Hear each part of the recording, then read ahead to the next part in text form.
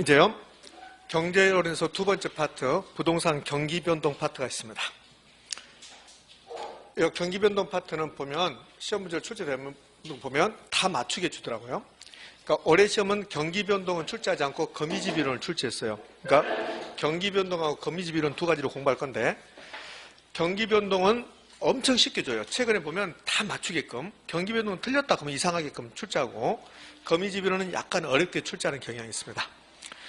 요거 제가 중요한 내용만 해서 이번 시간에 좀 마무리하도록 할게요. 수업 끝나고 한번 1시 정도 끝날, 어쩌면 1시 5분 정도, 그렇지만 1시 정도 끝날 것 같은데, 끝날 때 나가면서 거기 오늘 배운 내용 OX 있다고 그거 받아가서 그것 마시면 돼요. 그것만.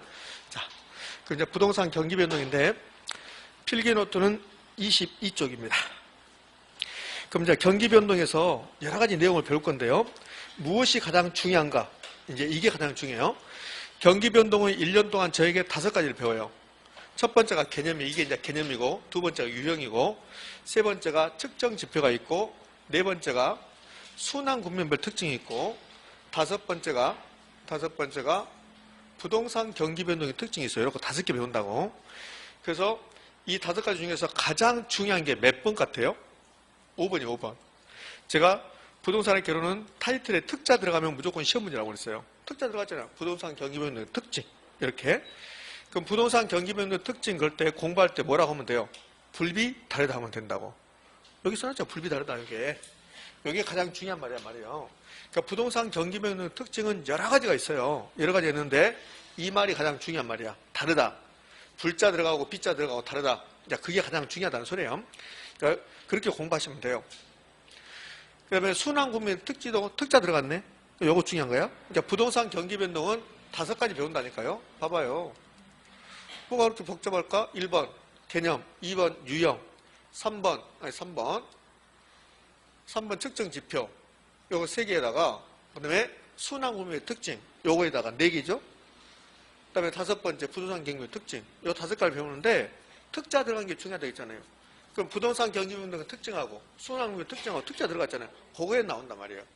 그러면 앞에 3개, 개념하고 유형하고 측정 지표는 나오지만 틀린 말을 잘 안 만든다는 소리예요. 그럼 공부를 어디서 해야 돼?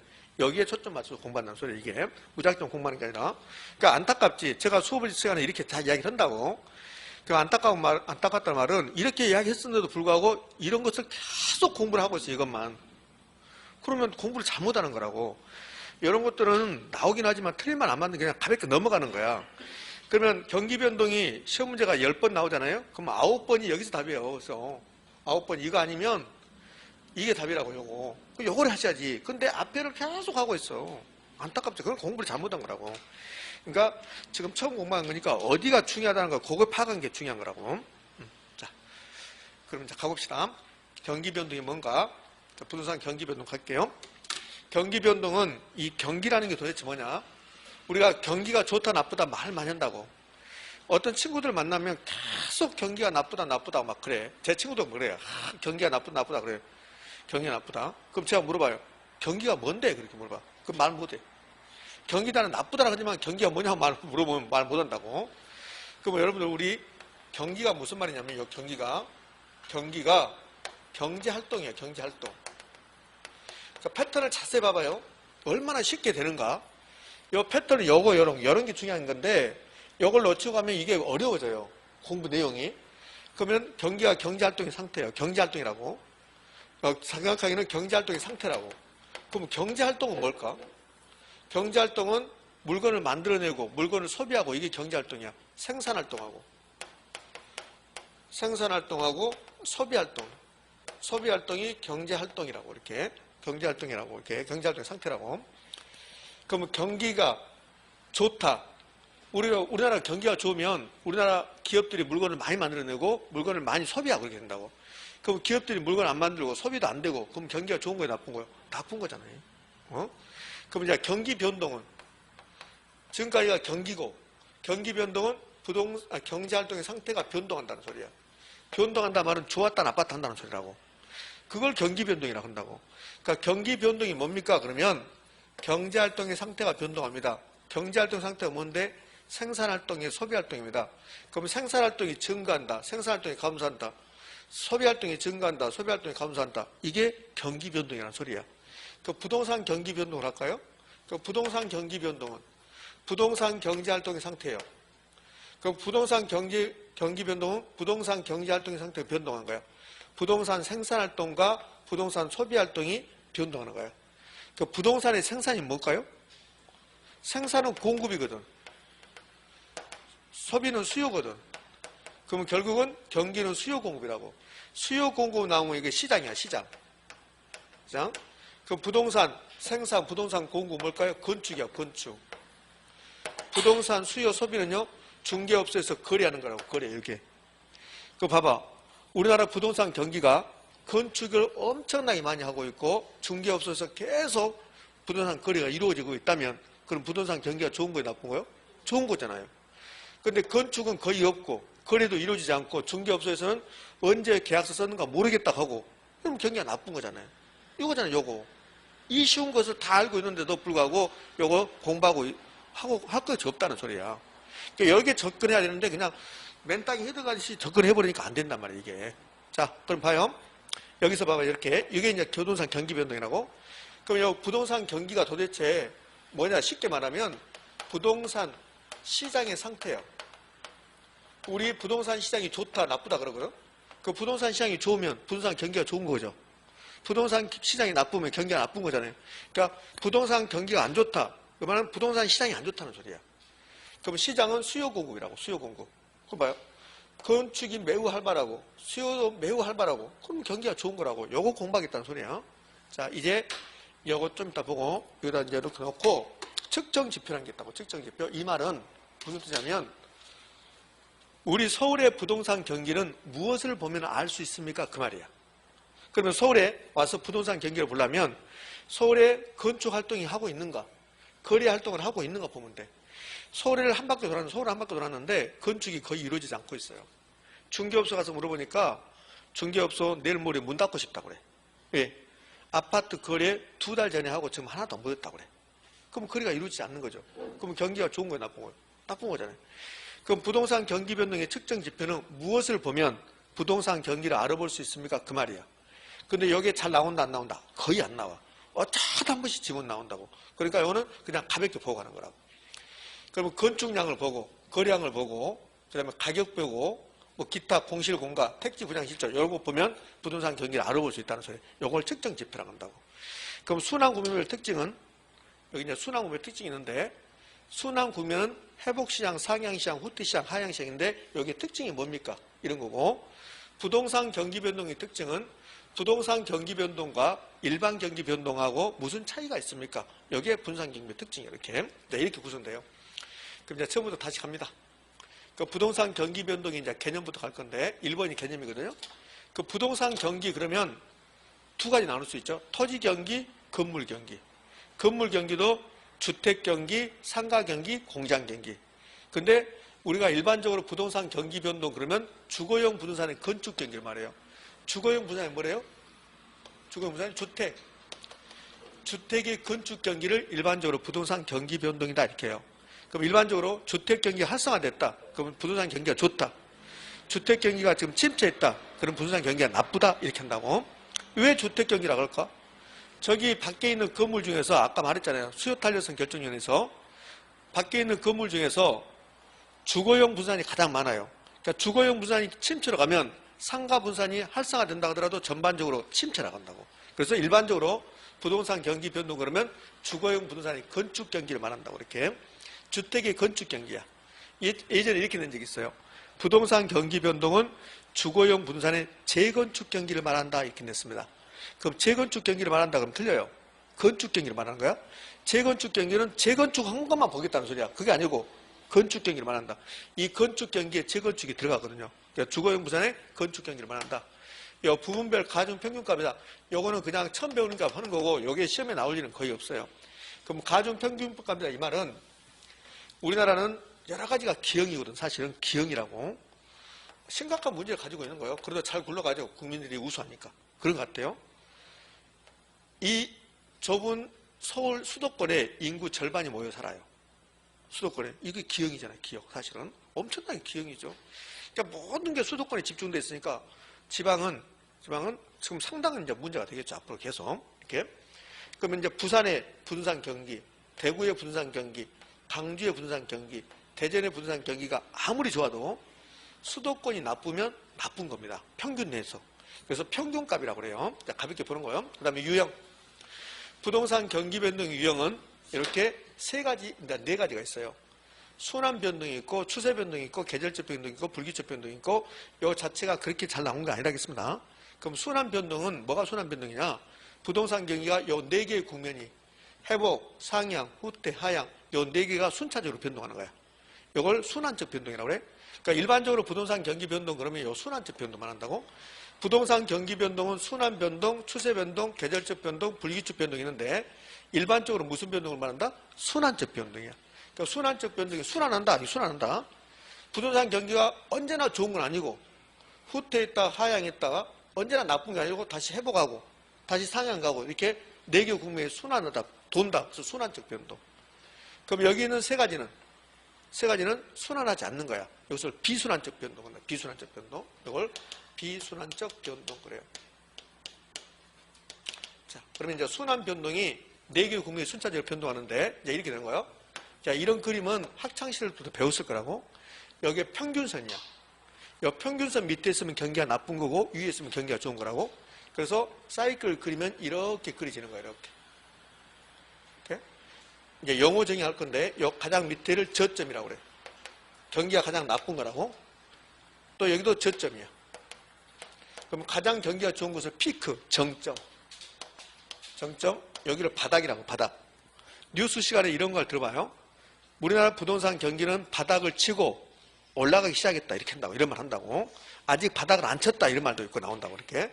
그러니까 지금 부동산 경기가 어떤 상태인지 모릅니다. 지금 경기는 좋다 나쁘다만 알지 이게 지금 정확히 어떤 상태인지 모른다. 바닥인지 이거 잘 모른다고. 더 나빠질지 모른다고 이게. 그게 이제 불명확하다 나온다고. 저점이고 그럼 여기 저점부터 이 구간은 올라가는 시작한다고. 이걸 회복시장. 회복시장 또는 회복국면 그런다고. 회복국면. 그럼 이 평균선을 넘어가면 회복이 계속되면 경기가 좋은 거야. 이것을 호황인데 호황. 근데 부동산학에서는 상향시장, 상향국면 그런다고. 그럼 경기가 계속 좋을 수는 없잖아요. 그럼 정점 찍고 이제 빠져. 어떤 이유로 해서. 그래서 빠지기 시작한다. 이걸 후퇴시장 같다고. 근데 후퇴가 계속되면 경기가 침체로 가. 그것을 하향시장, 불황이라는 소리야. 그럼 저점 찍고 다시 뭐요? 회복. 이렇게 네 개의 국면이 회복, 상향, 후퇴, 하향 네 개의 국면이 순차적으로 변동한다. 이것을 순환적 변동 그런다고.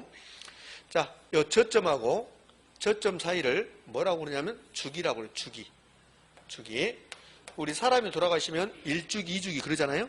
주기. 그 다음에 정점하고 저점 이 사이를 저점 여기네. 이 저점 이 사이를 뭐라고 하냐면 폭이라고 그래요. 폭. 움직이는 폭. 이걸 진폭이다 이렇게 불러요.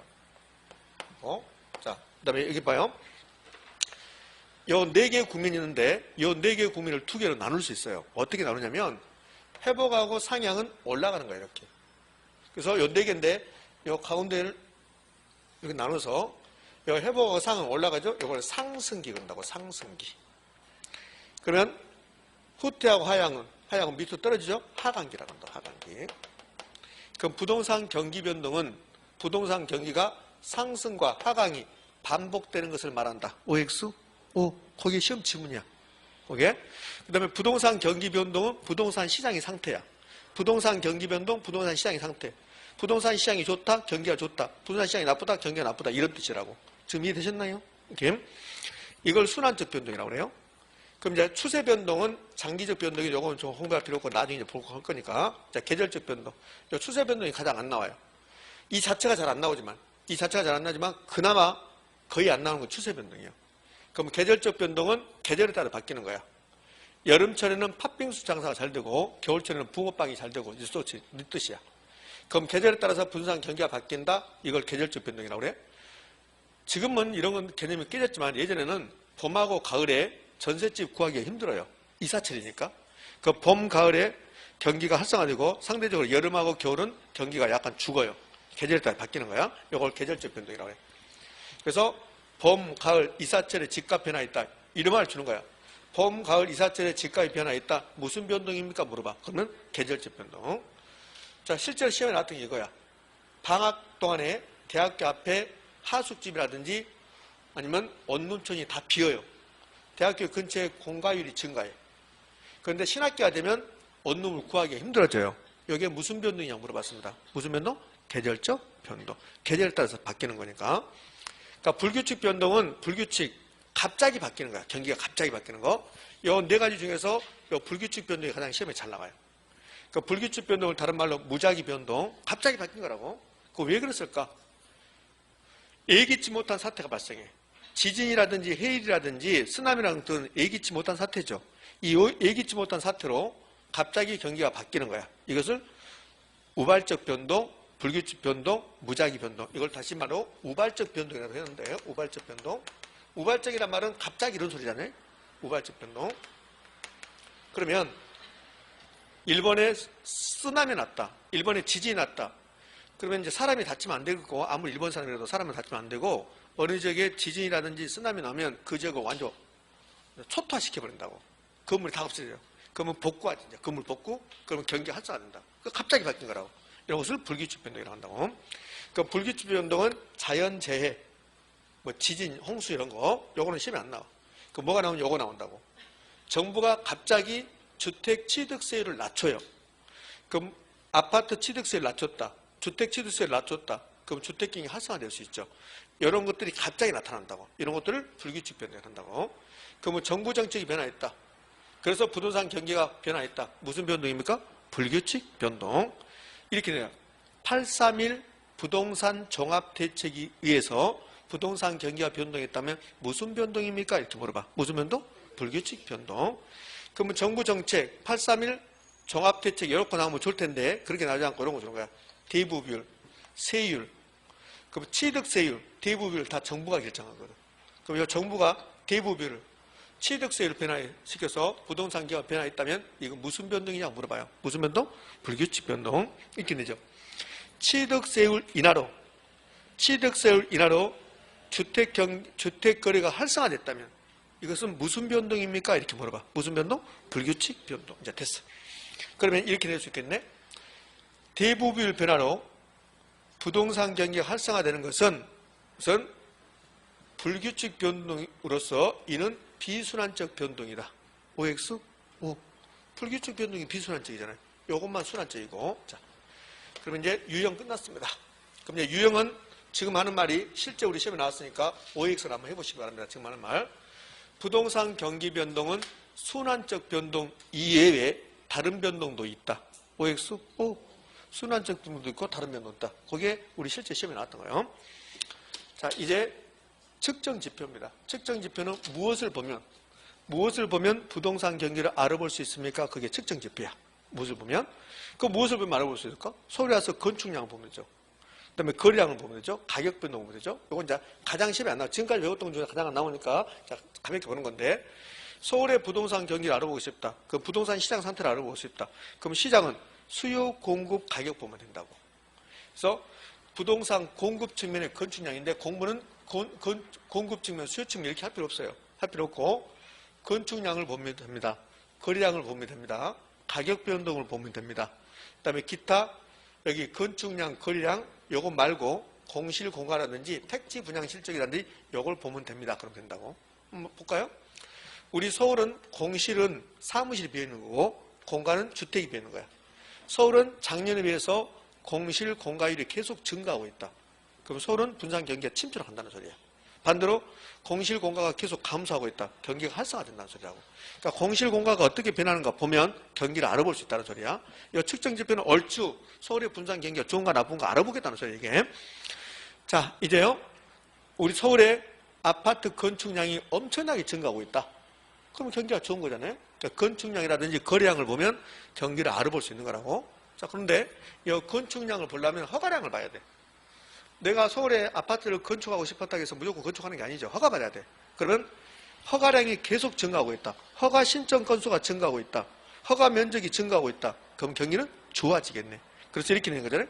건축 허가 신청 건수, 건축 허가 면적, 그다음에 건축 착공량, 건축 안공량, 거래량, 취득세 납부 실적, 등기 실적 등은 부동산 경기를 측정할 수 있는 지표다. 됐습니까? 여기에 전부 다 부동산 경기를 측정할 수 있는 지표가 된다고, 지표가. 그러니까 외우는 게 아니지, 느끼는 거지. 그리고 외우는 것은 이것만. 건축, 가격, 건축량, 거래량, 가격, 기타. 요거만 아시면 돼. 그럼 요 거래량을 알려면, 우리 서울의 부동산 거래량을 알려면 중개업소가 많아. 그 중개업소에서는 잘 말 안 해주니까 어디 가면 세무서가 많아. 그 부동산 거래가 이루어지면 취득세를 내야 되거든. 그러니까 취득세를 보면 알아. 그러니까 작년에 비해서 취득세가 엄청나게 많이 거쳤다. 그럼 거래가 많이 이루어진 거잖아요. 그럼 취득세를 모른다. 그러면 등기소가 많아. 등기소 가면 거래가 이루어지면 그러면 소유권 이전 등기를 해야 되잖아요. 그러면 소유권 이전 등기를 많이 했다. 그러면 거래가 활성화되고 있구나. 이렇게. 예? 그러면 등기 실적이라든지 취득세 납부 실적 같은 것은 부동산 경기를 측정할 수 있는 지표가 된다. OX? 오. 요거 가서 외우는 게 아니에요, 여러분들. 요거 이렇게 막 건축량이나 허가량이 있고 착공량이 있고 완공량이 있고 미쳐버려. 그거 외우는 게 아니라 탄력성 그 표나 외운다고, 표. 요거는 시험에 자주 나온 게 아니라 10년에 한 번간 나올까 말까니까 외우는 게 아니라 무엇을 보면 측정할 수 있습니까? 그러면 건축, 거래, 가격 이렇게. 자, 그러면 이제 세 가지 배웠습니다. 세 가지 배우는 지금까지 배운 것을 어떻게 출제한가 보자고. 어떻게 출제하는가? 자, 1번. 부동산 경기 변동이란 부동산 경기가 시장 상이라고 했잖아요. 그러니까 부동산 시장이 나오잖아요. 부동산 경기하고 시장이 똑같으니까 일반 경기 변동처럼 상승과 하강 국면이 반복되는 현상을 말한다. OX? O? 에고? O요. 에고가 아니라 X한테 O가 아니라 O야, O. 이거 31대 되잖아요. 쉽게. 이 지문 최근에 잘 나와요. 자, 그다음 2번. 부동산 경기 변동은 순환적 변동, 계절적 변동, 무작위 변동, 다른 말로 불규칙, 우발적 변동 등의 모습이 나타난다. OX? O. 3번. 총부채 상환비율. 여기에 국가가 하는 거야. 그 다음에 규제 하나. 총부채 상환비율 규제 하나 했습니다. 후 주택거래 증가. 이 총부채 상환비율 규제 하나는 돈을 많이 빌려주겠다는 소리야. 돈을 대출을 많이 해주겠다는 소리야. 그래서 주택거래가 증가했다. 그럼 경기 변동하죠? 무슨 변동? 불규칙 변동. 정부 정책이니까 불규칙 변동. 이렇게. 4번. 건축 허가 면적과 미분양 물량은 분양이 안 되고 있다는 소리야. 그럼 서울은 미분양 물량이 계속 증가하고 있다. 경기가 나쁜 거지. 반대로 미분양 물량이 계속 감소하고 있다. 그럼 공가가 계속 없어지고 있다. 그럼 경기가 좋은 거죠. 그러니까 이런 것들을 통해서 부동산 경기를 알아볼 수 있다, 없다? 있다. 부동산 경기를 측정할 수 있는 지표를 활용될 수 있다. OX? O. 자, 1번은 부동산 경기 변동의 개념. 2번은 부동산 경기 변동 유형 중에서 유형을 나타냈고, 이거 유형 중에서 뭐요? 불규칙 변동. 4번은 측정 지표. 5번 부동산 경기 변동 국면은 공실률, 건축 허가 건수, 거래량 등으로 확인할 수 있다. 이것도 측정 지표. 이렇게 쉽게 낸다. 이렇게. 자, 이제 부동산 경기 변동에서 가장 중요한 부분을 이제 가봅니다. 부동산 경기 변동은 총 5가지 배우는데 이 3가지는 그렇게 중요한 게 아니고, 자, 지금부터 중요한 거 2개 배우는 거야. 그러니까 첫 번째 중요한 게, 가장 중요한 것은 부동산 경기 변동의 특징이고, 두 번째 중요한 게 순환 국면의 특징이야. 그럼 순환 국면의 특징은 순환 국면이 몇 개 있었습니까? 4개 있었다고. 자, 순환 국면을 다시 제가 그림 그려볼게요. 평균선입니다. 평균선. 평균선부터 해서 이렇게 이제 경기가 이렇게 변동한다고 이렇게.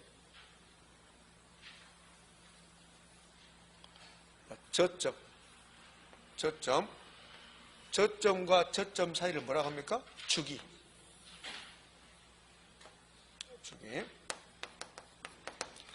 이거 정점 피크. 정점하고 저점 사이를 뭐라고 그래요? 진폭. 그러면 이제 질문해 볼게요, 사람들. 이 진폭이 크려면 정점은 높아야 됩니까? 낮아야 됩니까? 높아야 되고, 저점은 낮아야 되고. 그거 시험에 내요, 그거 시험에 낸다고. 그 다음에 여기는 무슨 시장입니까? 회복. 상향. 그 다음에 후퇴. 하향. 이걸 순환 국면이라고 그래, 순환 국면. 4개의 순환 국면이잖아요. 이 4개의 순환 국면이 순차적으로 변동한다? 순환적 변동. 그러면 순환 국면의 특징은 여기 회복, 상향, 후퇴, 하향은 어떤 특징을 가지고 있습니까? 그 말이야. 자, 그러면 이 회복하고 정반대는 어딜까요? 회복하고 반대는요? 회복하고 반대는 뭐 같아요? 요 세 개 중에서 상향, 후퇴, 하향 중에서 회복하고 반대. 하향? 하향이라고 하기 쉬워요. 그럼 하향의 반대가 뭐요? 상향이거든. 여기 반대잖아요. 그러니까 회복의 반대가 후퇴야, 후퇴. 후퇴. 그럼 회복은 어떤 특징이 있냐면, 자, 지금 제가 쓰는 게 뭔가 봐봐요. 건축량, 거래량, 가격, 공실공가. 여기 뭐예요? 글씨입니까? 측정지표. 여기 측정지표요. 측정지표. 건축량, 거래량, 가격, 공실공가. 이해됐죠? 그러면 이 순환국면별 특징은 회복시장에서는 건축량은, 거래량은, 가격은, 공실공가 등은 어떻게 됩니까? 그 말이야. 그럼 상향시장에서 이거는 어떻게 됩니까? 있으시라고? 그럼 생각해봐요. 외우지 말고. 외울 것 하나도 없어요. 자, 회복은 건축량이 매우 활발합니까? 아니면 저조합니까? 증가하기 시작합니까? 그렇지, 그렇죠. 그럼 끝난 거잖아요. 증가하기 시작이라고. 자, 회복시장은 거래량이 매우 활발하게 이루어지고 있습니까? 증가하기 시작합니까? 증가하기 시작. 가격이 가장 높습니까? 낮습니까? 가격이 올라가기 시작합니까? 올라가기 시작. 그러면 공실공간은 증가하기 시작할까? 감소하기 시작할까? 감소하기 시작. 그럼 회복은요? 회복은 포인트가 시작이야, 시작. 회복은 뭐뭐가 시작한다. 이게 포인트야. 자, 봐요. 회복은 뭐뭐가 시작하는 단계다. 이렇게 나왔잖아요. 그러면 건축량, 거래량은 증가하기 시작합니다. 그 다음에 가격은 상승하기 시작합니다. 공실공간은 감소하기 시작합니다. 그죠? 외워야 되겠는가? 한번 생각해야 되겠는가? 느끼면 된다고.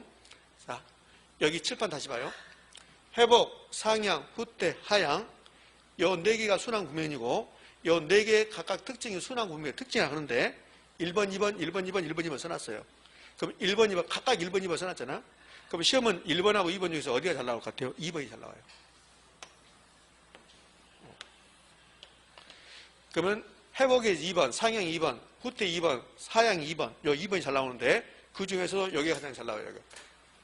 상향이 2번이 가장 잘 나온다고. 2번. 1번은 금방 돼요. 1번은. 자, 그럼 이제 2번이 중요하니까 2번을 이제 체크하고 이제 다시 해봐요. 그럼 회복의 반대가 뭐예요? 후퇴야, 후퇴. 후퇴. 여기에 중요한 게 아니라 제가 뭘 설명하고 있는가가 중요하다고. 자, 그러면 시험 문제에서 여러분 생각해봐. 회복시장은 건축량, 거래량이 증가하기 시작한다. 요거 안 내요. 다 아는 걸 누가 내요? 당연히. 그럼 회복하고 정반대가 후퇴라고. 그럼 후퇴는 건축량이 증가하기 시작합니까? 감소하기 시작합니까? 감소. 감소냐? 이거 봐봐요. 회복은 건축량이 증가하기 시작. 그 반대 후퇴는 건축량이 감소하기 시작. 이랬죠. 그러니까 회복 공부하면 후퇴는 공부할 필요 없죠. 다 반대니까. 그럼 회복은 거래량은 감소하기 시작. 아니, 후퇴는 거래량 감소하기 시작. 가격은 하락하기 시작. 회복은 가격 상승하기 시작. 후퇴는 가격 하락하기 시작. 그럼 회복은 공실공가 감소하기 시작. 후퇴는 공실공가 증가하기 시작. 그래도 시작이라고, 시작. 자, 이제 상향시장 가봐요. 그러면 상향시장은 뭐하고 반대래요? 하향하고 반대죠. 여기다 하향 써놓고 상향을 알면 하향은 공부할 필요 없어요. 그럼 상향시장에서는 건축량이 매우 활발하고 거래량도 매우 활발해요. 그건 안 물어보고 상향시장에서 가격하고 상향시장에서 공실공가 볼래요? 그럼 상향시장에서 가격이 가장 높은 수준이라고. 이 4개 중에서 가격이 가장 높은 수준이 상향시장이라고. 그럼 상향시장은 가격은 최고 그런다고. 그럼 하향시장으로 와요. 그럼 하향시장의 가격은요? 최저. 여러분이 느껴보시라고 이걸 가서 막 공부를 해야 되겠는가? 아, 아니구나. 공부할 게 없구나. 해야 되겠는가? 지금 여기 1번하고 2번 중에서 1번 하고 있어요. 2번 하고 있어요. 1번 하고 있잖아. 1번. 요 전부 다 1번, 2번 있잖아요. 그 중에서 2번이 중요한데 지금 1번 하고 있잖아요. 그러니까 1번이 안 중요하고, 그러니까 공부할 게 없다는 소리예요. 1번은 느껴보면, 아, 그렇게 되구나. 당연히 그렇게 되니까. 그러면 이제 상향시장에서는 공실공간은요? 거의 없지. 상향시장에서는 공실공간은 최저죠. 그럼 하향시장에서 공실공간은요? 최고죠. 요 4개 국면 중에서 하향시장이 침체를 했으니까 공실공간가 엄청나게 많다는 소리예요. 엄청나게 많다. 이해됩니까? 응. 그럼 이제 1번은 다 끝났고 이제 2번 가볼게요. 2번. 2번이 중요하니까. 자, 2번이 갑니다. 2번을 가는데 2번 하기 전에요. 회복하고 상향이 여기에 성길이 같아요. 요 두 개가 올라가는 식이거든. 그래서 상승기, 성길이 같고 회복하고 후퇴가 하강기로서 성격이 같아요. 이렇게. 그러면 상향시향을 알면 회복시향도 성격이 똑같다는 소리고 하향시향하고 성격이 후퇴하고 성격이 똑같다는 소리고. 자, 그러면 이제 요 상향을 볼 건데 요 상향에서 2번 가봐. 여기가 가장 잘 나오니까 상향에서 2번. 상향시향에서는 이제 이것부터 볼게요. 상향시향에서는 부동산 시장을 주도하는 사람이 매수자고 매도자 중에서 매도자입니다. 매도자. 매도자가 시장을 주도해요. 부동산 가격이 막 올라가요. 그 부동산 가격이 막 올라가면 매수자하고 매도자 중에서 누가 안 달랄까? 매수자가 안 달라요. 매도자가 느긋하다고. 시장이 부동산 가격이 막 올라가면 매도자는 다음에 판다고 그래요. 다음에. 그래서 시장을 매도자가 주도한다고. 그래서 시험에서 이렇게 물어봐. 상향시장에서는 부동산 시장이 매도자하고 매수자 중에서 누구 중심입니까? 이렇게 물어본다고. 누구 중심이요? 매도자야. 매도자. 매도자. 그 반대로 상향시장의 반대가 뭡니까? 하향시장이야. 그럼 하향시장에서는 부동산 가격이 떨어진다고 생각하면 공부할 게 없어요. 생각 안 하니까 가서 막 외운다고. 그럼 하향시장에서는 가격이 떨어지는 시기죠. 그러면 시장을 누가 주도해요? 매수자. 매도자는 빨리 팔아야 돼. 그러니까 매도자가 안 달라고 매수자는 느긋해진다고. 매수자가 다음에 생각해 볼게 이렇게 한다고.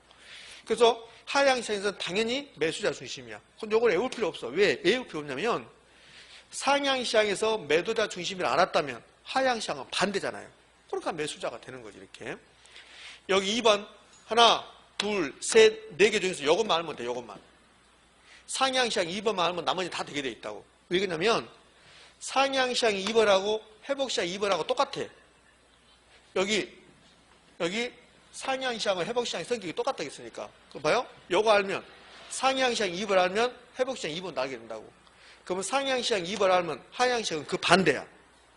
그럼 하향시장 알았으면 후퇴시장도 된다고 이렇게. 그 다음에 그게 힘들면 상향하고 하향이 반대, 상향하고 후퇴도 반대 이렇게 해버리면 된다고 이렇게. 그러니까 요것만 하면 돼. 요것만. 그러니까 여기에 상향시장 2번 여기에 엄청나게 잘 나온다고. 근데 전부 다 하고 있으니까 헷갈려 버린다고. 하나만 딱 하면 된다고. 그럼 이 화면이 경기 변동에서 두 번째로 중요한 화면인데 여기서 딱 요것만 하면 돼요. 요것만. 얘도 좀 있으면 외우라고 이제 상하도 할 거라고. 상하도. 그러면 상향시장에서 누구 중심이냐니까 매도자. 매도자. 그래서 매도자 중심이냐 매수자 중심이냐 둘 다 매니까 이 도에다 동그라미 쳐놓은 거야.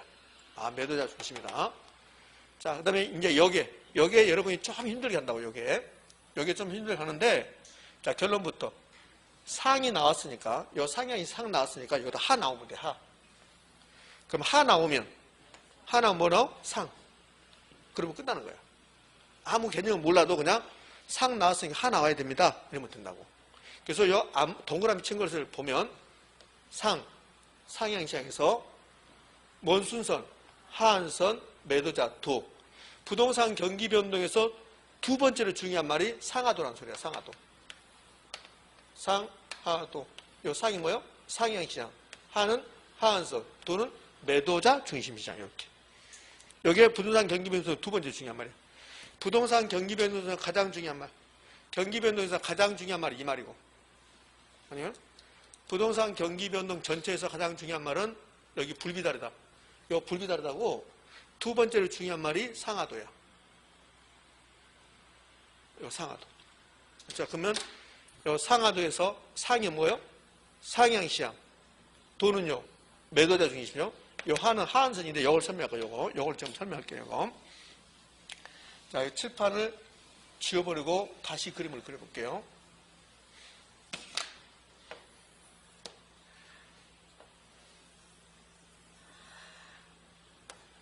저점, 여기는 회복, 여기는 상향, 정점, 후퇴, 하향. 그럼 우리가 지금 이거 하고 있거든요.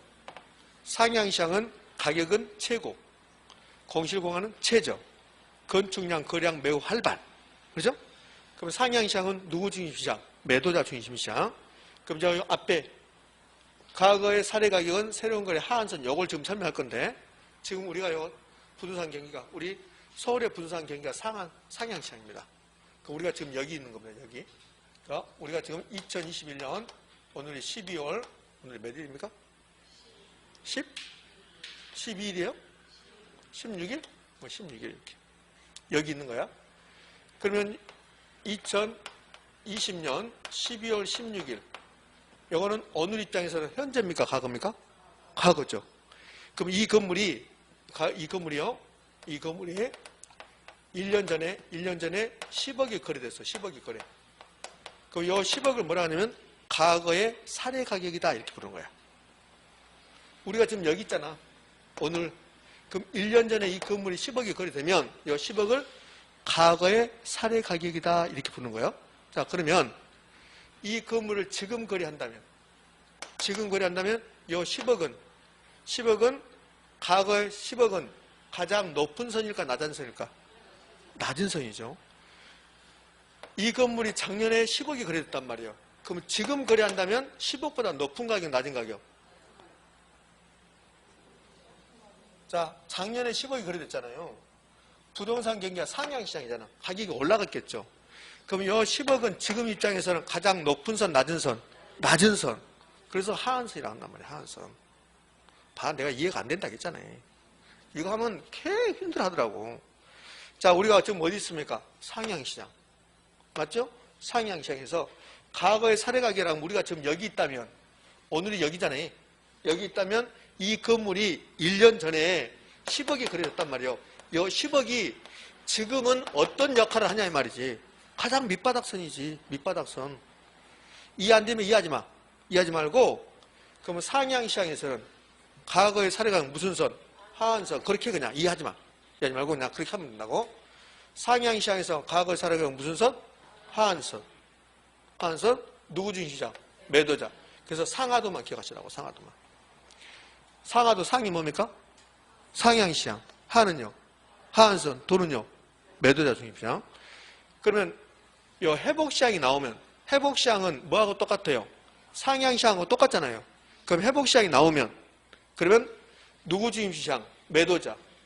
회복시장 매도자. 그럼 과거의 살아가기는 새로운 거래 무슨 선? 하한선. 이 기준을 하지 말고 하한선 이렇게. 그러면 하향시장이 나왔습니다. 하향시장 기억하지 말고 하향시장은 상향시장하고 반대. 그럼 하향시장은 누구 중심시장? 매수자. 그럼 하향시장에서 하향시장에서 누구 중심시장? 매수자. 과거의 사례가격은 새로운 거래 상한선, 하한선. 상한선. 하상수. 이거 봐요. 우리가 지금 여기 있는 거야. 여기.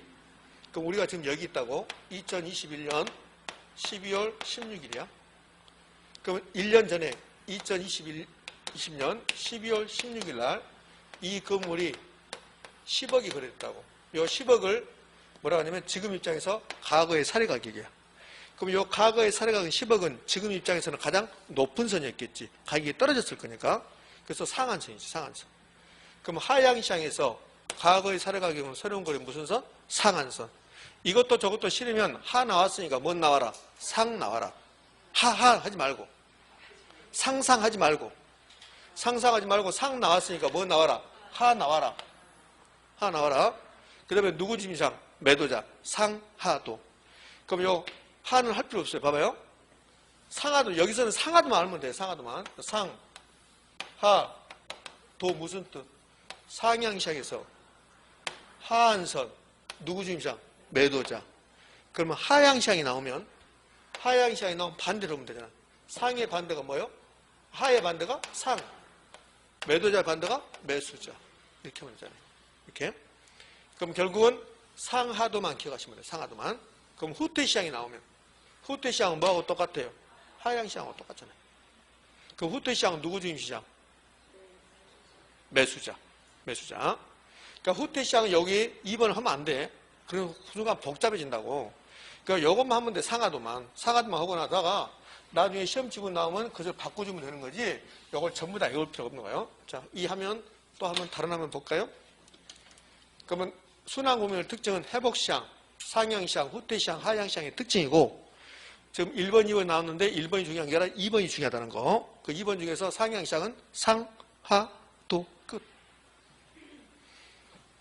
자, 그럼 여기다 해볼게요. 상향시향은 과거의 사례가 새로운 거래 무슨 서? 하한서. 누구 주장? 매도자. 그럼 하향시향은 반대잖아. 상향시향 반대. 하향시향은 과거의 사례가 새로운 거래 상한서. 하 나왔으니까 상 나오라는 소리야. 하하 나오지 말고 상상 나오지 말고. 누구 중주자? 매수자. 그 상하도의 뜻, 상이 뭡니까? 상향시향에서는 하한선, 매도자. 하는 하향시향에서는 상은 상한선, 누구 중주자? 매수자. 그럼 끝나는 거예요. 이걸 진짜 펼쳐 써놓은 게 이렇게 써놓은 거예요. 이렇게. 이렇게. 자, 그럼 기출지문. 요거 아까 했던 거. 이거 첫 번째 화면에 있던 것을 그대로 이거 펼쳐 써놓은 거예요. 이렇게 써놨잖아요. 자, 지문 갑시다. 여기에 풀려야 되니까. 기출지문. 자, 회복시장에서는 직전 구매의 저점의 거래 사례가격은 현재 시점에서 새로운 거래에 하한이 되는 경향이 있다고 했어요. 회복시장 공부하지 말아있잖아요. 그럼 회복시장하고 똑같은 건 뭡니까? 상향시장이죠. 상, 하, 도잖아. 그럼 하한이죠. 하한. 그럼 하한이 되는 경향이 있다. OX? 작년 시험 문제입니다. 작년. 31회니까. 자, 2번 상향시장 나서 상하도 하면 돼요. 상하도. 상향 국면에서는 직전 회복 국면의 거래 가격은 새로운 거래에 하한이 되는 경향이 있다. 맞습니까? 상, 하, 도, OX? 그럼 순환 구매별 특징이 나왔는데 이 순환 구매별 특징 이거는 뭐요? 상, 하, 도. 상이 뭡니까? 상향시장. 하는요? 하한서 또는 매도인 중심시장. 그죠? 상하도. 예. 자, 이제 부동산 경기 변동의 특징. 예, 부동산 경기 변동의 특징. 불비 다르다요. 불비 다르는데 이 부동산 경기 변동 특징 갑시다. 다르다가 가장 시험에 잘 나오다가 요즘은 요 불자로 갔어요. 요 다르다는 쉬워요. 부동산 경기 변동이 서울하고 부산하고 강주가 부동산 경기 변동의 상태가 같을까 다를까? 달라요. 그러니까 부동산 경기 변동은 도시별로 다르다는 소리야. 서울은 부동산 경기가 침체인데 부산하고 강주하고 대구는 부동산 경기 활성화 될 수 있잖아요. 그러니까 다르다. 그러니까 무조건 다르다 하면 돼. 다르다. 자, 그러면 같은 도시에서도 지역별로 달라요. 같은 서울에서도 강동구하고 강서구하고 강북구하고 강남구가 같을까 다를까? 다르다. 그러니까 무조건 다르다 해보면 돼. 그럼 이 용도별로는 우리 같은 서울인데 주거용, 상업용, 공업용 경기가 같을까 다를까? 다르다. 무조건 다르다. 이거 다르다요.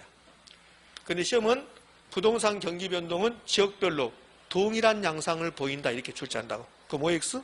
X. 이렇게. 자, 이제요. 요 불규칙적 불명확이다. 그러니까 부동산 경기 변동이 그림을 그리면 제가 이렇게 그렸잖아요. 이렇게 사이클 그렸는데 이러면 규칙적이야. 근데 이렇게 되는 게 아니라고. 이렇게 되는 게 아니라 매우 불규칙적으로 나와. 불명확해.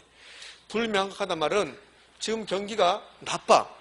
나쁜데 여기도 경기가 나쁜 거고 여기도 나쁜 거고 얘도 나쁜 거라고. 요 평균선 밑에 있으면 나쁜 거라고. 그러니까 지금 어느 상태인지 모른다고. 지금 경기가 나빠. 근데 내년 가보니까 내년은 더 나빠. 그러면 오히려 올해는 좋았던 거야. 그러니까 명확히 알 수 있다 없다? 없다는 거야. 그러니까 불규칙적이고 불명확하고 비대칭적이란 말은 요 가운데 꼭지점을 두고 이렇게 나눠서 양쪽이 같으면 대칭적이야. 근데 부동산 경기 이렇게 된 게 아니라 부동산 경기는 올라갈 때는 천천히 올라가요. 그러니까 올라갈 때가 천천히 올라간다가 회복은 느리다는 소리야. 근데 빠질 때는 후퇴는 사정없이 빠져 이렇게. 이렇게 빠져 이렇게. 그러면 가운데 두고 이렇게 나누면 좌우가 같아요 달라요? 달라요. 이걸 비대칭적이라고 한다고.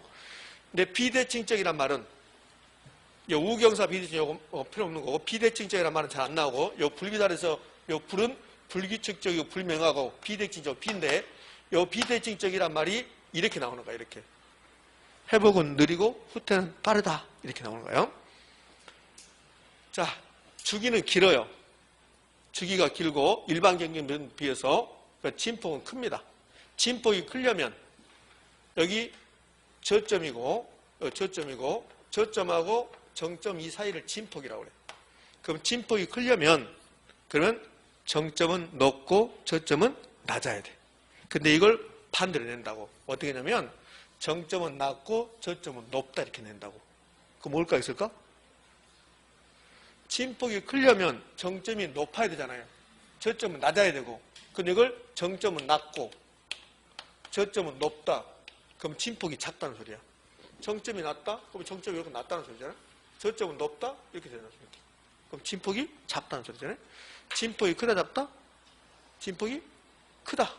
진폭이 크려면 정점은 높고 저점이 낮아야 된다. 진폭이 크다 이렇게 주면 다 맞춰요. 그러니까 이렇게 약간 바꿔준다는 거예요. 이렇게.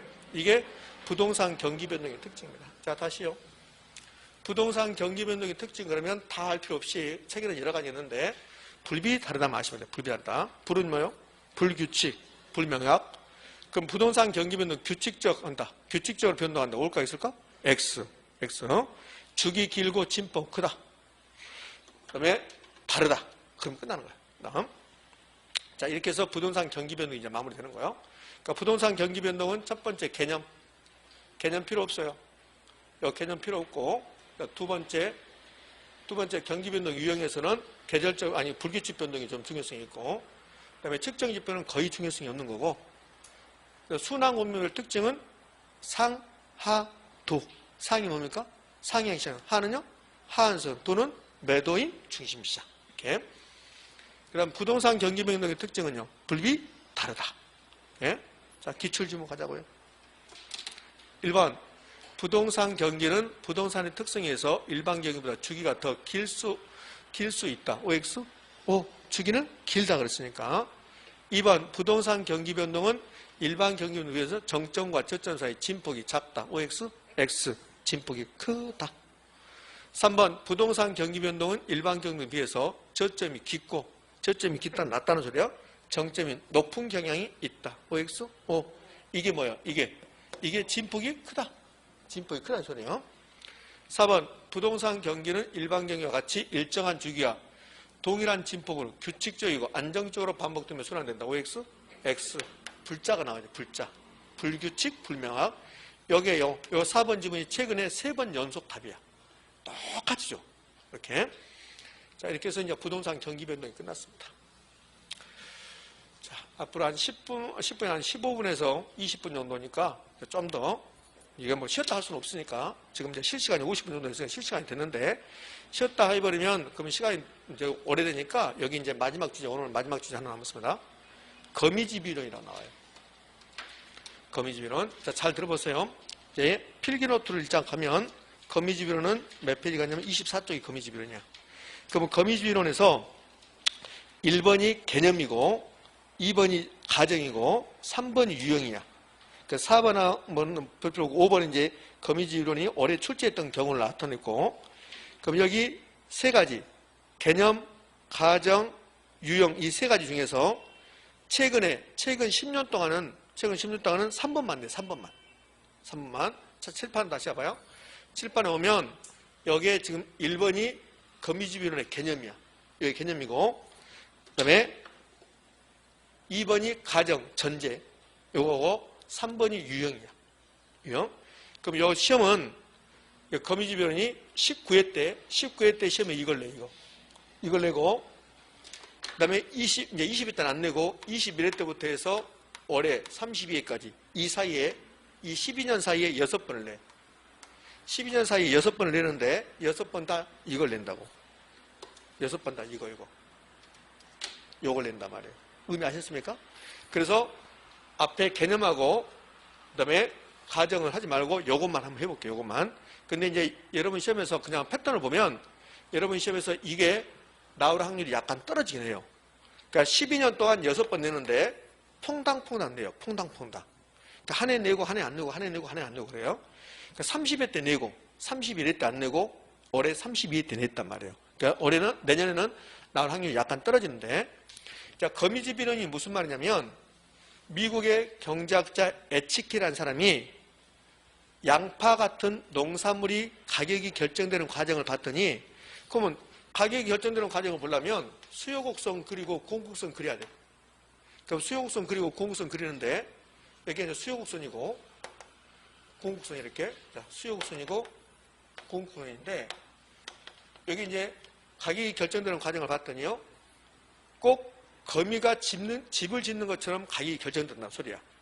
그래서 H끼리 거미집이동이다 이렇게 한 거야. 거미집은. 근데 거미집이 세 가지 형태가 있어요. 이 거미집의 유형이거든. 수렴이라는 게 있고 발산형이 있고 순환형이 있다고. 그럼 수렴하고 발산은 반대야. 반대. 그럼 수렴형을 알면 발산형은 자동적으로 알게 된다고.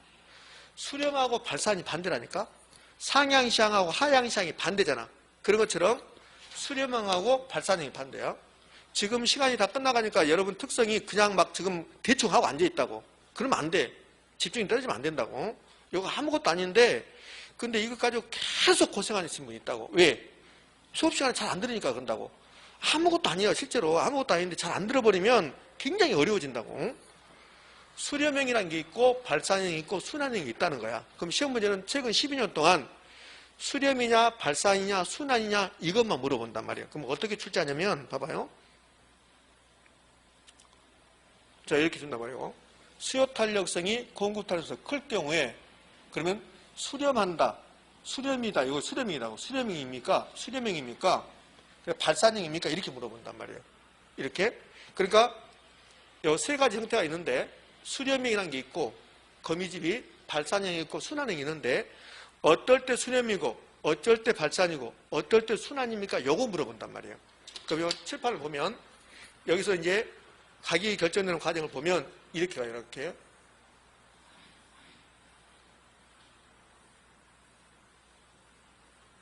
이렇게 한다고. 거미집 같아요? 응. 이걸 그래서 거미집이라 한단 말이에요. 이게. 안쪽으로 들어가죠. 이걸 수렴형이라고 그래요. 수렴형. 이걸 이제 수렴형이다. 이렇게 한다고. 그러면 이제 발산형을 제가 한번 그려볼게요. 그럼 느낌이 발산형은 안으로 들어갈까? 밖으로 빠져나갈까? 밖으로 빠져나간다고. 여러분 지금 발산할 수가 없잖아요. 지금. 발산을 못하고 있잖아요. 온 세계 국민들이, 온 세계 지구촌 사람들이 발산을 못하고 있잖아요. 코로나 때문에. 그 발산은 밖으로 빠져나가요. 자, 발산을 제가 그려볼게요. 자, 수요, 공급입니다. 그럼 이 상태는 아무리 해도 안쪽으로 안 들어가고 밖으로 빠져나가요. 선생님, 네가 일부러 그렇게 그린 거 아니야? 아니, 그렇게 그린 게 아니라고. 여러분, 집에 가셔서 새마을 금고 달력 뒤에다 이거 그려봐. 새마을 금고 달력 뒤에다가 그려가지고 한번 해봐요. 그러면 계속 이 상태는 안으로 들어가고 이 상태는 밖으로 빠져나간다고. 이걸 우리는 발산형이라고 그래요. 발산형이다.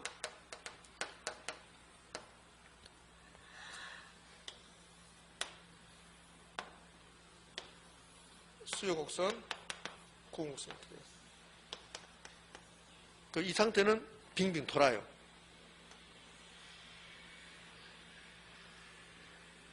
돈다고. 이걸 순환형이라고 해요.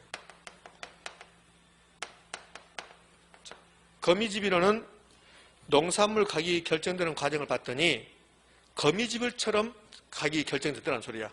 그래서 거미집이라고 하고 이 거미집이 세 가지 형태로 나타난다는 거야. 안쪽으로 들어간 것을 순환형, 아니 수렴형, 밖으로 빠진 것을 발산형, 빙빙 도는 것을 순환형. 됐죠? 그럼 시험은 뭘 물어보냐면 자료를 주고 나서 수렴입니까? 발산입니까? 순환입니까? 이걸 물어본다고.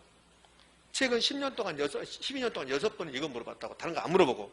자, 그리고 이 그림을 유심히 봐봐요. 여기에 수요 곡선하고 고공곡선 중에서 어디가 더 완만해요? 수요가 더 완만해요. 공급이 더 경사됐다고. 그럼 수요와 공급 중에서 어디가 더 탄력성이 커요?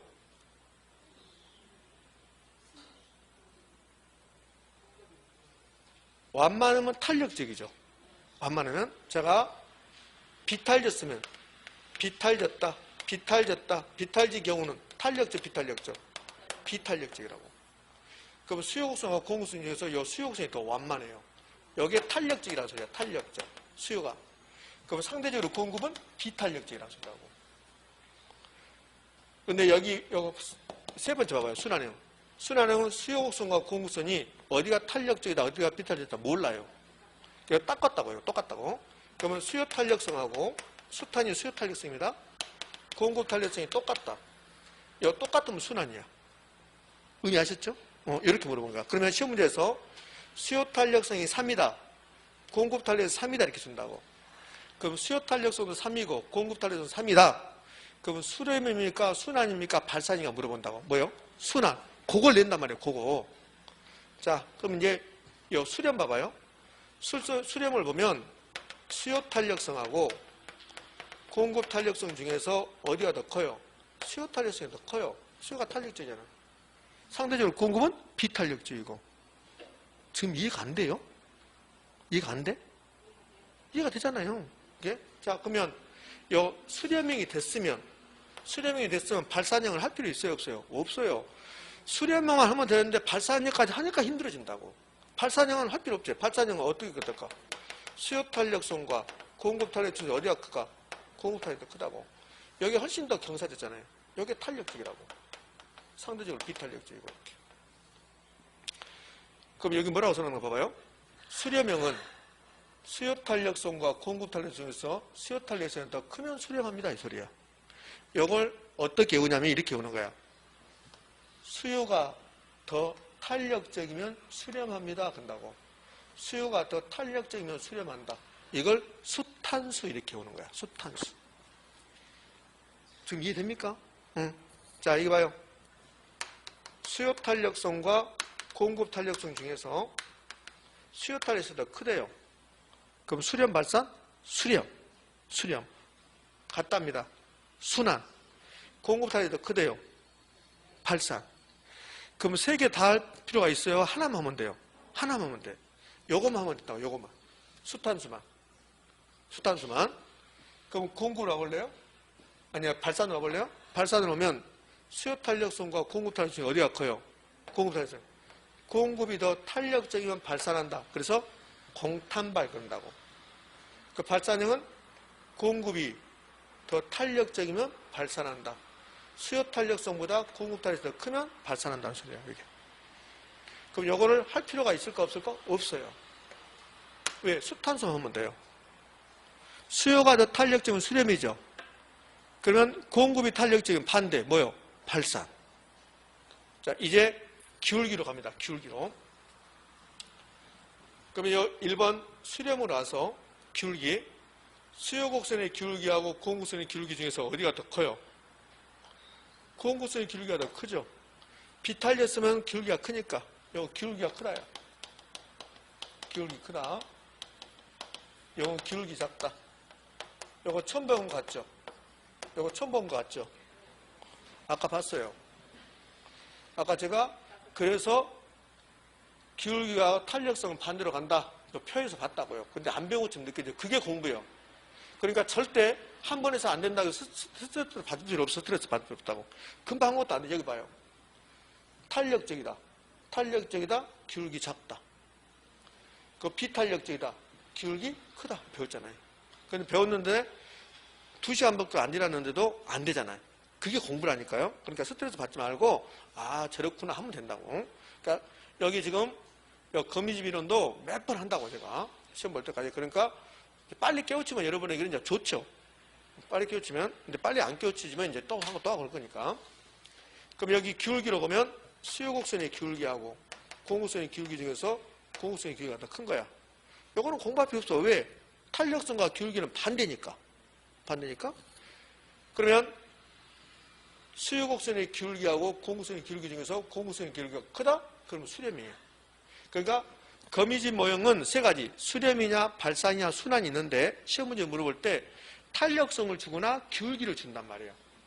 그래서 탄력성을 주거나 기울기를 주면서 수렴이냐 발산이냐 순환이 물어본다고. 그러면 한번 생각해봐요. 여기 순환형은 수요 탄력성과 공급 탄력이 똑같죠? 그럼 수요곡선의 기울기하고 공급선의 기울기가 똑같다고 이렇게. 그럼 순환형은 공부할 필요가 없어요. 같으면 순환형이니까. 그러면 수렴하고 발산은 반대죠. 그 두 개를 할 필요 있을까? 하나만 하면 될까? 하나만. 요것만 하면 돼. 요것만. 그럼 수렴만 하면 되죠. 수렴형은 수요가 더 탄력적이면 수렴한다. 그러니까 수탄수 요것만 외우면 되죠. 자, 기울기는요. 기울기는 공급곡선의 기울기가 더 크면 수렴이죠. 그래서 공기수라고 하면 돼요. 공기수. 그래서 자, 여기 수렴형을 볼 겁니다. 수렴형을 보면 수요곡선의 기울기하고 공급선의 기울기 중에서 공급선의 기울기가 크면 수렴한다고 그랬어요. 그러면 우리가 외우자고. 공급선의 기울기가 더 크면 보다 수렴한다. 공기수 이렇게 온다고. 됐습니까? 이렇게. 자, 그럼 발산형은 이제 반대라고. 여기 이제 발산형 봐요. 발산형은 여기 그림 보자고. 그림 보면 수요곡선의 기울기하고 공곡선의 기울기 중에서 어디가 더 커요? 수요곡선의 기울기가 더 크잖아요. 경사졌으니까 수요곡선의 기울기가 더 크죠. 그런데 여러분들 수요곡선의 기울기하고 공곡선의 기울기 중에서 수요곡선의 기울기가 더 크다? 이건 틀린 말이에요. 왜 틀린 말이냐면 수요곡선의 기울기는 마이너스예요. 마이너스. 수요곡선의 기울기는 마이너스 값이라고. 공곡선의 기울기는 플러스고.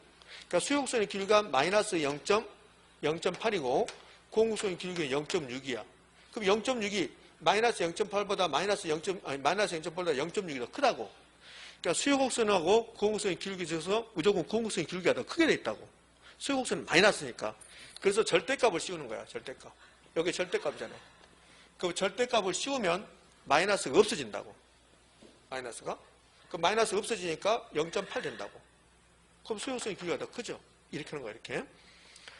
자, 답답해집니다. 제가 여러분 눈빛 보니까 뭔가 하고 있어요. 아무것도 아니라니까요. 봐봐봐. 자, 처음부터 다시 해볼게요. 내가 이럴 줄 알았어. 이렇게 힘들어 하더라고. 봐봐. 거미집이란 게 있다. 그건 필요 없잖아요. 근데 뭘 물어보냐? 형태가 세 가지가 있다. 이렇게 이 그림이. 그러면 시험 문제는 꼭 이렇게 준단 말이에요. 어떻게 주냐면 탄력성과 기울기를 주면서 어떤 거냐고 물어본다고. 수렴이냐 발산이냐 순환이냐. 그럼 이 두 개가 반대라는 거예요. 두 개가 반대. 반대니까 수렴과 발산 중에서 발산을 할 필요 없고 수렴만 하면 된단 말이에요. 그럼 어떤 게 수렴입니까? 탄력성이 주어지면 수요가 더 탄력적이면 수렴한다 이 소리예요. 근데 기울기하고 탄력성은 반대라고 배웠잖아요. 그럼 기울기가 주면 공곡선의 기울기가 더 크면 수렴한다. 요것만 하면 돼. 요것만. 그 발산은 그 반대니까 하지 마 할 필요 없고 이렇게. 요거는 두 개가 똑같으니까. 그 요것만 하면 된다고. 요것만. 자, 됐어요. 다만 논리적으로 했을 때 수요곡선의 기울기가 공곡선의 기울기가 더 클 수가 없다고요. 없으니까 기울기를 일단은 절대값을 씌운다. 그러니까 그런 거 생각하지 말라고. 생각하지 말고, 자, 봐요. 자, 수기. 수요곡선의 기울기 마이너스 0.8이고, 공곡선의 기울기 0.6이라고 해봐요. 그럼 어디가 더 커요? 공곡선의 기울기가 더 크지요? 이건 마이너스니까. 근데 절대값을 씌워준단 말이에요, 이렇게. 그럼 이건 마이너스 의미가 없다는 소리야. 그럼 수요곡선의 기울기가 더 커지죠? 이렇게 한다는 소리야. 이렇게. 그래서 절대값을 씌웠다는 소리예요. 자, 가요, 이제. 자, 문제 봅시다. 자, 문제가 어떻게 출제한 걸 보면 이제 알아요. 예? 자, 여기 보면 이제 문제 봐요. 여기 봐요. 1번 봐요. 1번이 지금 24일 나왔으니까 수요 탄력성이 공구 탄력성보다 클 경우 균형에 충격이 가해지면 새로운 균형으로 수렴한다 이렇게 나왔습니다. 자, 그럼 수렴이냐 발산이냐 물어보잖아요. 그럼 만약에 이게 수요 탄력성과 공구 탄력성이 같습니다 이렇게 나왔다 이거야. 그럼 뭡니까? 순환. 같으면 순환이니까. 근데 수요 탄력성이 더 크다고 나왔잖아요. 이렇게. 그렇죠? 이 탄력성이 주어지면 무조건 옆에다가 수탄수를 써보는 거예요. 수탄수 이렇게. 그럼 수탄수가 무슨 뜻이냐면 수요가 더 탄력적이면 수렴이다 이 소리야. 그럼 수요가 더 탄력적이라고 줬잖아요. 그럼 뭡니까? 수렴. 오. 자, 2번 가봐. 2번. 수요의 가격 탄력성의 절대값이 필요 없어요. 공급의 가격 탄력성은 절대값보다 크다게요. 그럼 탄력성이 주어졌죠? 탄력성? 그럼 탄력성이 주어졌으니까 뭐라고 써야 돼요? 수탄수라고 써보는 거예요. 여기다 써놔. 써놓고 이 수탄수가 무슨 뜻이에요? 수요가 탄력적이면 수렴이 돼요. 맞잖아요. 그럼 그렇게 됐는가 보자고.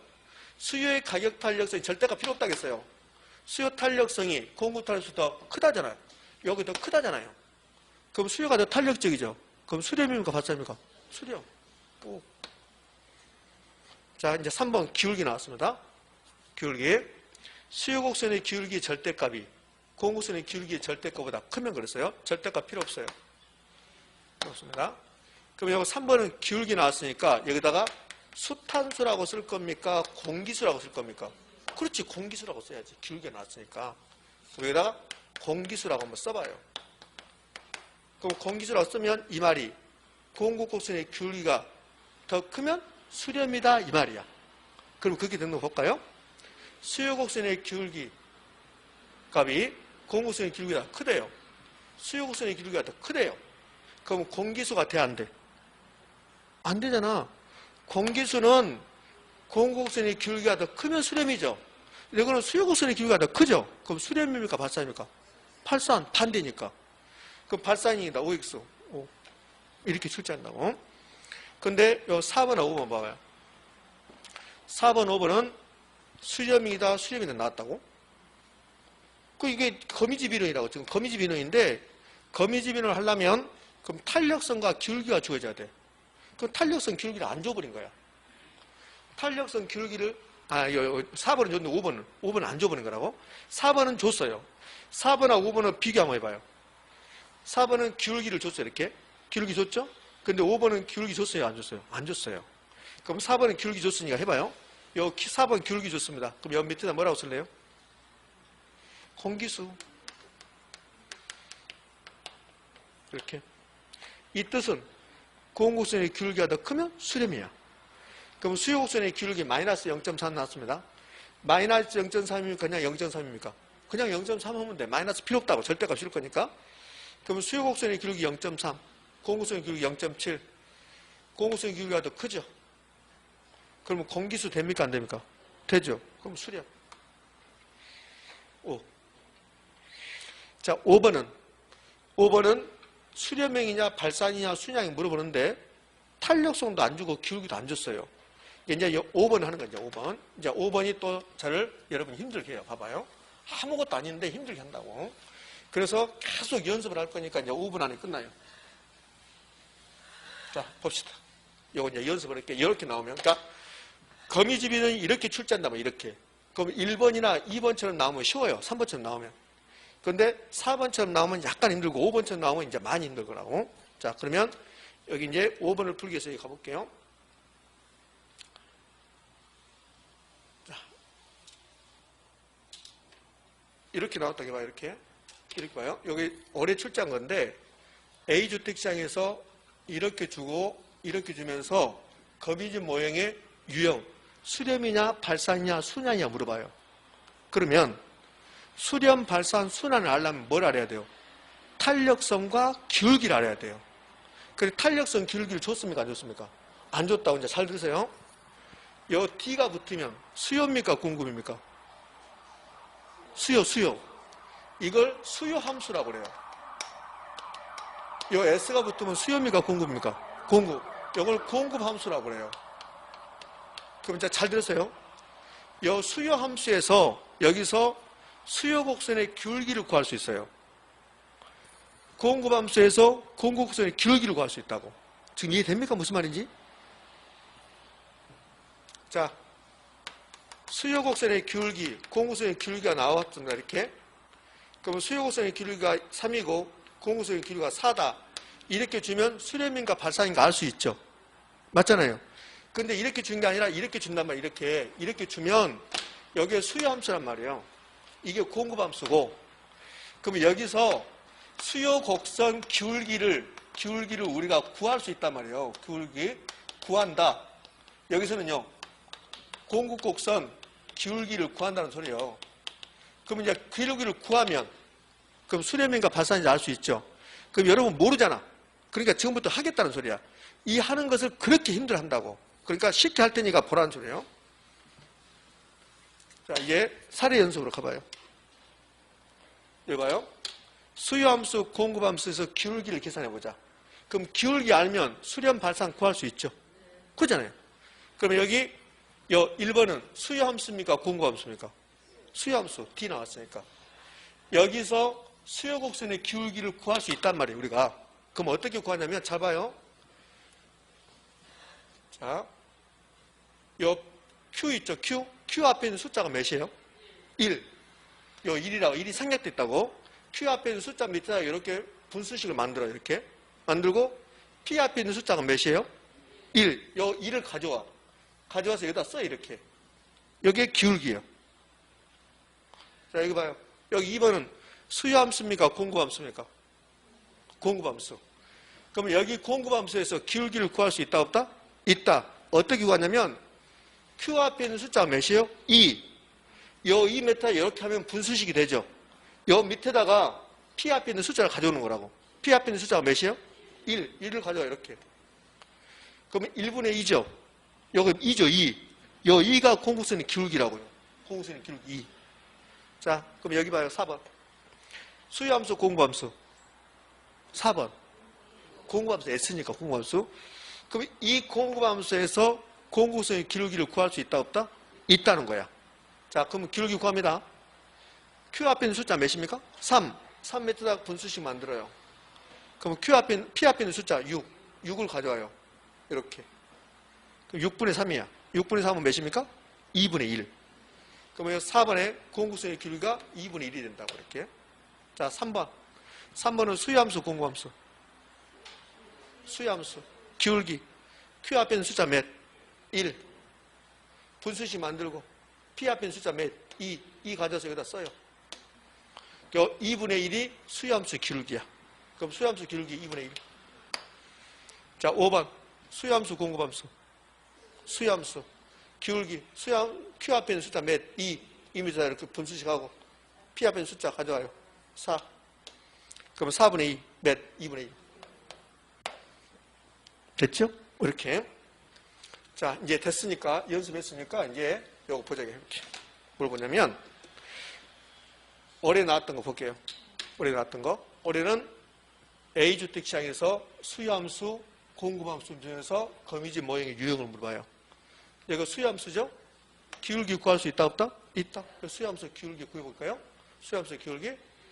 QD 앞에 있는 숫자가 몇입니까? 1. 그 다음에 분수식 만들고 P 앞에 있는 숫자가 1. 그럼 수역성의 기울기 1. 공구함수 Q 앞에 있는 숫자 1. 분수식 만들고 4. 4분의 1. 그러면 수기하고 공기 중에서 수기는 1이고 공기는 4분의 1이니까 수기가 더 크죠. 그러면 기울기 나왔으니까 공기수. 공구선의 기울기가 더 크면 수렴. 수요곡선이 더 크죠. 수렴 발산. 발산. 이거 발산이 답이라고 이렇게. 자, 이제 마지막입니다. 요거 마지막. 요거 5번. 5번이 29회 때. 여기가 수요함수인가?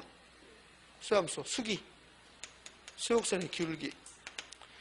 Q 앞에 있는 숫자 1. 분수식 만들고 요 1.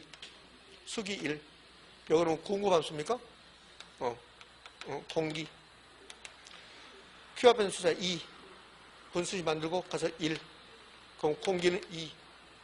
수요곡선의 기울기 1. 공구선의 기울기 2. 공구선의 기울기가 더 크죠? 공기수. 수렴. 마지막이 어렵죠? 자, 마지막 힘들어도 정리합니다. 거미집 모형에서는 거미집 이론에서 유형 3개를 낸다. 유형은 수렴형이 있고 발산이 있고 순환형이 있다. 근데 탄력성과 기울기를 가지고 따진다. 그러면 수요곡선의 기울기, 공구선의 기울기 같다. 탄력성도 똑같다. 그러면 순환. 그럼 수렴하고 발산이 있는데 수렴하고 발산 중에서 우리는 수렴형만 공부한다. 왜? 발산은 반대니까. 그럼 수렴형은 수탄수. 수탄수의 의미가 뭘까? 수요가 더 탄력적이면 수렴. 그래서 수요 탄력성이 공구 탄력성 크면 수렴. 공기수. 기울기를 하면 공구선의 기울기가 더 크면 수렴. 수요곡선의 기울기 절대값. 공구선의 기울기 절대값 중에서 공구선의 기울기가 더 크면 수렴. 그래서 공기수.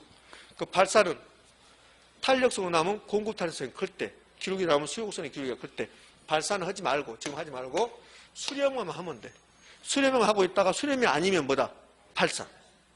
같으면 뭐요? 순환. 그 다음에 수요함수, 공구함수가 주어지면, 이 수요함수, 자, 마지막 5번. 여기 수요함수가 주어지면 기울기 구할 때, Q 앞에 있는 숫자 밑에다가 분수식 만들고, P 앞에 있는 숫자를 가져서 나눠라. 그러면 4분의 2가 된다. 자, 여기 마지막입니다. 3QD 100-4P 수요곡선의 기울기.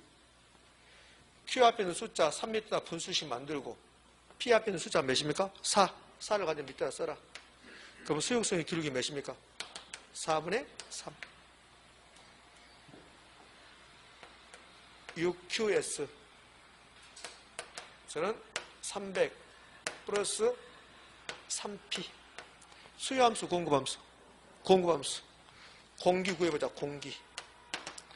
Q 앞에 있는 숫자 6 앞에 밑에다가 분수식 만들고 P 앞에 있는 숫자 3을 가져서 나누어라. 그러면 3분의 6 몇입니까? 2. 됐죠? 이렇게. 자, 오늘 공부는 여기까지입니다. 경기 변동은 책 보지 말고 필기 노트 한번 더 보고 거미집 이론도 마찬가지입니다. 책을 보려면 옆에 사이드 뭐만 본다? 기출 지문만 본다. 됐죠? 잘 안 되면 집에 가서 동영상을 한번 더 보고. 됐습니까? 예, 이번 시간은 좀 길어졌습니다. 자, 고생하셨고요. 우리 다음 주에 또 뵙도록 합니다. 빠지시면 안 돼요. 되셨죠? 예, 자, 다음 주에 뵐게요. 자, 수고하셨습니다.